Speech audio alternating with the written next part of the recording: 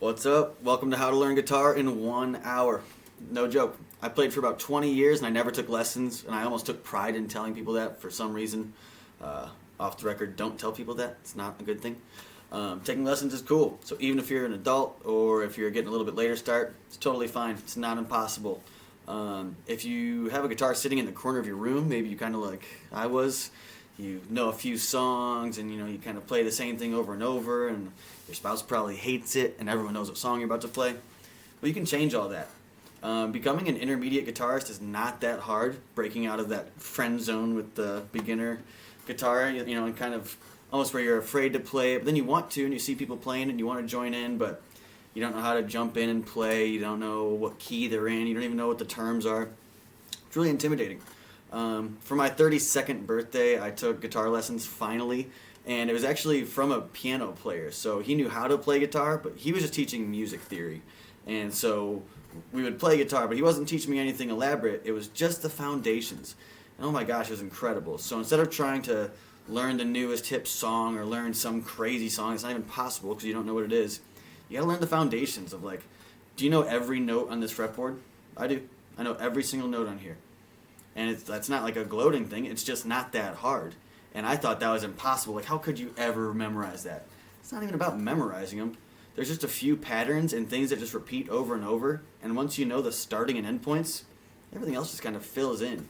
So it's good to be humble about it, of just like, hey, I'm a grown man trying to learn what little kids learn.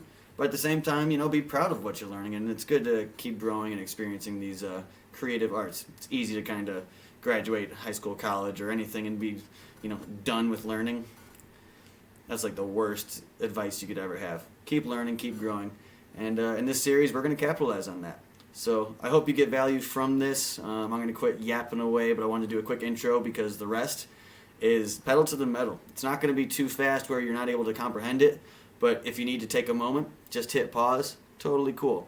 But we're just going to move on through it because anybody that is up to speed, I don't want to hold anyone back. So all you got to do is hit pause, rewatch it again, whatever you got to do. No big deal.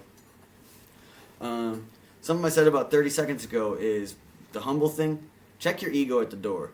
Okay? Especially, I was 32 when I learned this. This is what 7-year-olds learn. Younger. Okay? So I'm not downplaying it or upplaying it, but what I'm saying is just check it at the door. Be willing to learn. Accept that maybe, you're not the best guitarist as you thought you were, and this is just a good experience to have. My roommate's an incredible guitarist, and he still does these exercises with me. But he's the master of being humble and loves and knows that these are the foundations and the reasons why he's good. He gets a kick out of playing these. So, let's get into it. You can use an electric or an acoustic. Doesn't matter. There are a few parts to the guitar you should know in case if we're referencing them. There's the body, which is this big part here. There are the strings. Self-evident. There's the neck, which is this part here. And then there's the fretboard, this whole thing here. These individual parts, these little metal parts, those are called frets. These up here are the tuning knobs, tuning pegs. This is called the headstock. There's some electronics on some. Mine's got some tuning here. And then there's also places to put your strap. That's pretty much it. Sound hole, doesn't really matter.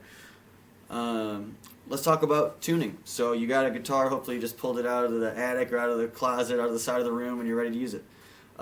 Tuning, it's funny because even that has a little bit of a method to the madness.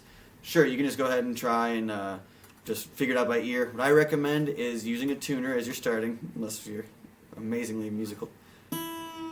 And you'll start on the furthest string away from you, the one closest to the floor.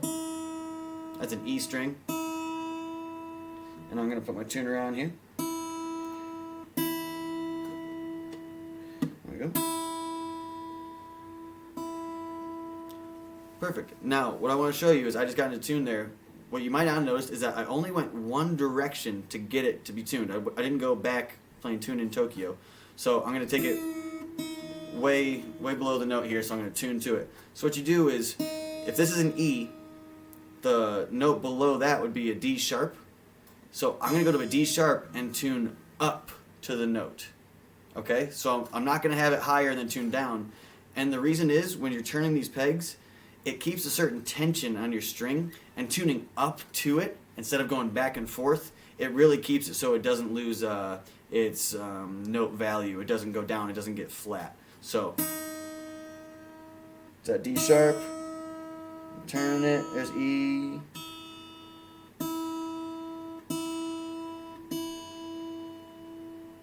Got it to green, perfect. And notice how I didn't take it past and then bring it back to it. I tuned up to it. So I'll show you on the next string, just to show you again. So that's in tune, but I'm going to tune it down just for this example, just to show you so we can get to it. So that's really flat. That's kind of, it just sounds like dead, you know. We want to get to B. So it's A sharp, tuning up, tuning up.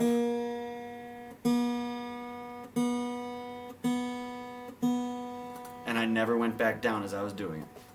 Okay? That's not going to make or break anything, but if you're going to be playing a lot, it's just a good practice to have, and it'll definitely keep you from having to tune over and over and over. Perfect.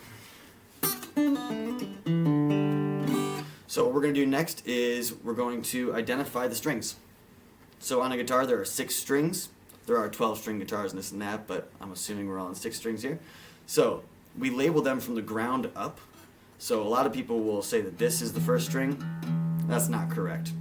This one, closest to the ground, string 1, string 2, string 3, 4, 5, and closest to your face is string 6. So when we're referencing of where we're playing, we'll say a lot like 3rd string, 8th fret, 1st string, 2nd fret. This is how we know where we're going. So 1st string, 2nd string, 3rd string, 4th string, 5th string, and 6th string. And then I just mentioned frets.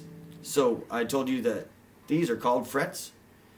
When we're talking about where to play on the guitar, if you're not hitting anything, if you're only strumming, your left hand's not touching anything, those are called open chords or open notes. Those are just open situations, okay?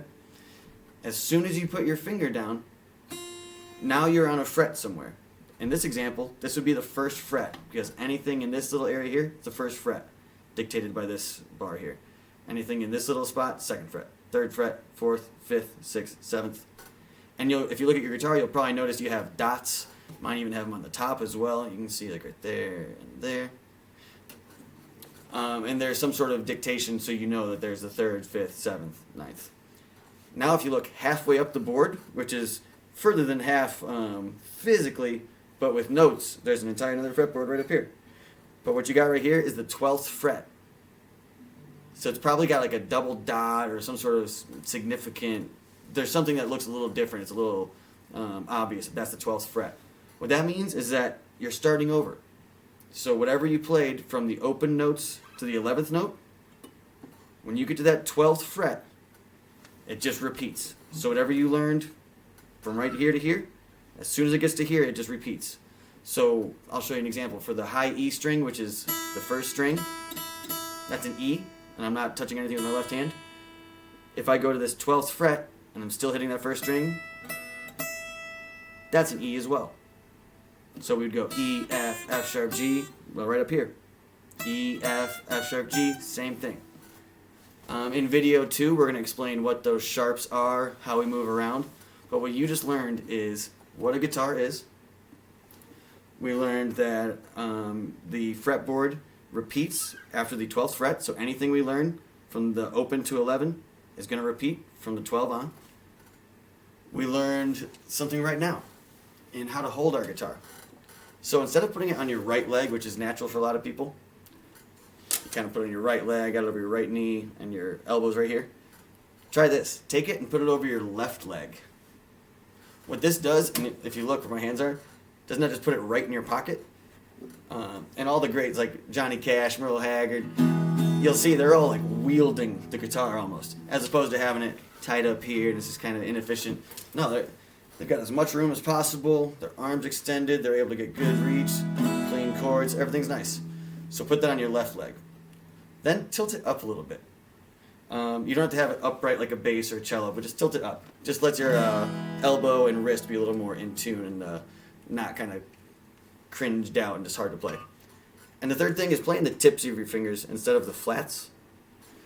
What I mean by that is if you play on the flats of your fingers like this, which most people do, you have a chance to what's called mute them. It kind of,